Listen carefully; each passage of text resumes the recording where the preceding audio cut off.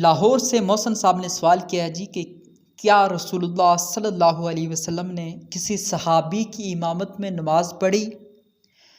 محسن صاحب، ایک مرتبہ حضور نبی اکرم صلی اللہ علیہ وسلم نے حضرت ابو بکر صدیق رضی اللہ عنہ کی امامت میں نماز پڑھنی چاہی، لیکن حضرت ابو بکر صدیق رضی اللہ عنہ امامت چھوڑ کر پیچھے آ گئے۔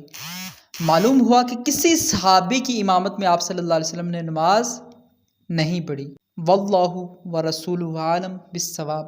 مفتی حافظ محمد اشتیاق الازہری، دارالافتاء منہاج القرآن انٹرنیشنل۔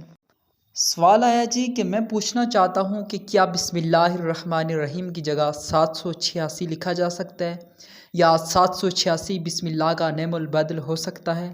محترم، بسم اللہ شریف کے فضائل اور برکات مختلف روایات سے واضح ہیں، اس لیے 786 لکھنے سے بندہ ان تمام برکات سے محروم رہتا ہے۔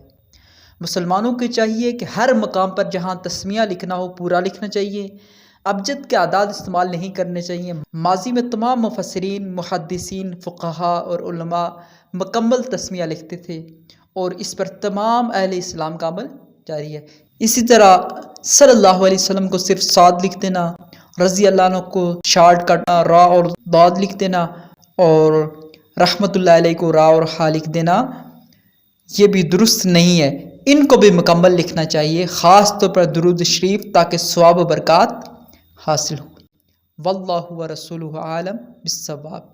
مفتی عبدالقیوم ہزاروی، دارالافتاء منہاج القرآن انٹرنیشنل۔